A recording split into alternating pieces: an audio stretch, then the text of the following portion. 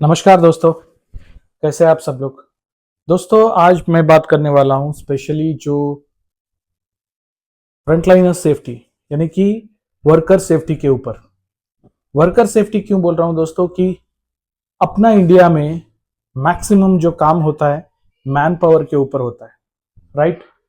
Man power मतलब जो अपना इंडियन लेबर्स है, वो लोग कड़ी मेहनत करके बड़ी बड़ी इमारतें बनाते हैं।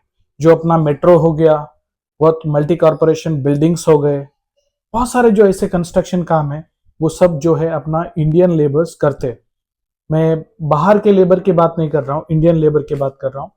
लेकिन उनका जो सेफ्टी कंसर्न है हम लोग बहुत ही कम ध्यान देते हैं, क्योंकि बहुत सारी कंपनियां जो है सेफ्टी को लेके बहुत सारे रूल्स रेगुलेशंस पॉलिसीज वगैरह सब सर्कुलेट करती है और पॉलिसी के हिसाब से हम लोग चल रहे वो सब बताते हैं, लेकिन एक्चुअल में वो नहीं होता है। जी हाँ, वो नहीं होता है। आप कोई भी बड़े बड़े कंस्ट्रक्शन कंपनीज को विजिट कर लो, उनको हेलमेट पहनाएंगे, जैकेट पहनाएंगे, शूज पहनाएंगे, उनको ट्रेनिंग देते हुए वीडियोस रिकॉर्डिंग रखेंगे, फोटोज रखेंगे प्रेजेंटेशन के लिए। लेकिन एक्चुअल में क्या होता है कि वर्कर का ना, बहुत सारे वर्कर्स का बहुत बड़े बड़े जो मास कंस्ट्रक्शंस होते हैं वहां पे उनकी डेथ हो जाती है। देखो दोस्तों, मैं ये बोलूंगा कि वर्कर जो है ना वो फैमिली को छोड़ के काम करने के लिए आता है ताकि कुछ पैसे कमा के अपनी फैमिली को पाल सके। लेकिन यहाँ पे ऐसे होता है कि पैसों के लालच में आके कंपनियां बहुत सारे वर्कर्स को ले लेती है। ऑन टाइम काम कंप्लीशन करना है करके कंपनियां जो है बहुत सारे वर्कर्स को लेके उनका जो सेफ्टी का क्राइटेरिया है वो फॉलो नहीं कर पाती है। इसलिए वर्कर्स लोग क्या होते हैं कि पीपीस, हेलमेट्स, ये प्रॉपर प्रोटेक्टिव इक्विपमेंट्स होने के बावजूद भी वर्कर्स का डेथ हो जाते हैं। जी हाँ, डेथ हो जाती है, क्योंकि वर्कर लोग ना, ये लोग जीरो नॉलेज रखते हैं सेफ्टी को लेके। सेफ्टी को लेके अपने वर्कर्स जो है वो जीरो नॉलेज रखते हैं। इसकी वजह से उनका क्या होता है ना, डेथ हो जाता है अनसेफ काम करने की वजह से। जो अनसेफ काम कैसे होता है, चैलेंजेस लेना, फैटिग रहना। फैटिग का मतलब ये होता है दोस्तों कि समझो आपको एक काम के बारे में असाइन किया है, लेकिन वो काम बिना जानते हुए भी आपको करने के लिए आगे किया जाता है। फॉर एग्जाम्पल आप समझो कि कोई वर्क एट हाइट करना है, ऊपर में जाके काम करना है, लेकिन ऊपर में जाके कैसे काम करना है उन वर्कर को नहीं पता रहता है।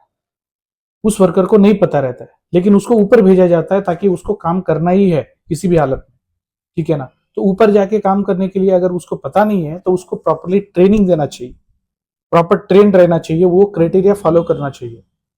अगर वो प्रॉपरली ट्रेंड है, सर्टिफाइड है, देन उसको ऊपर में जाके काम करने के लिए अलाउ कर सकते हैं। लेकिन बहुत सारे कंपनियों में जो है ना ये सब नहीं होता है। उनको क्या है, काम खत्म करना है on time as per schedule, लेकिन जो सेफ्टी क्राइटेरिया है उसको क्या होता है ना, साइड में करके वो लोग काम करवा देते हैं।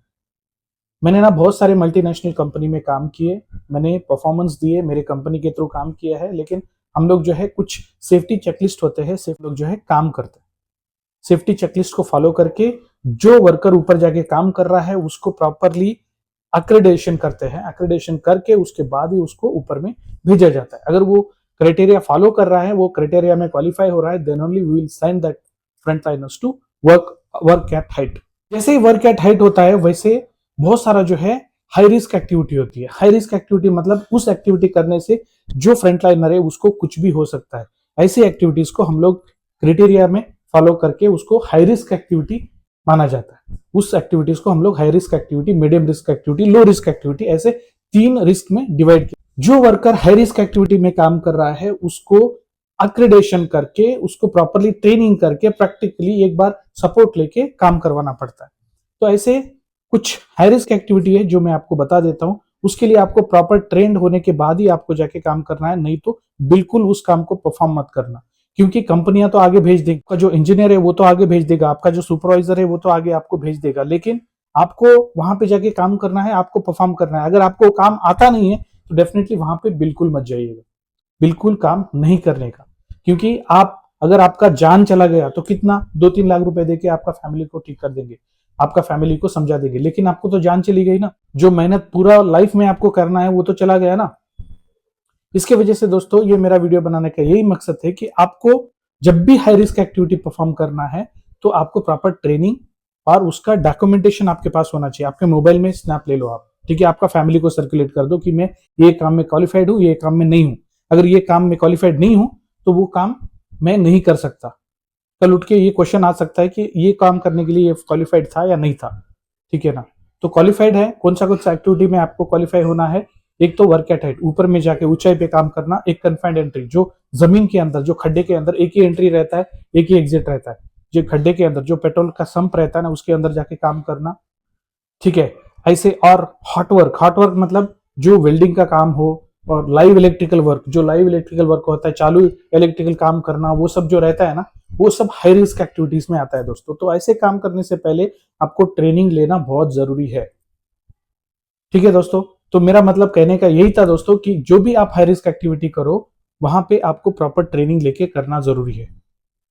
तो ये वीडियो आपको अच्छा लगे दोस्तों, please like and subscribe Vedant B Tech solution channels. तब तक के लिए धन्यवाद, मिलते हैं अगले वीडियो।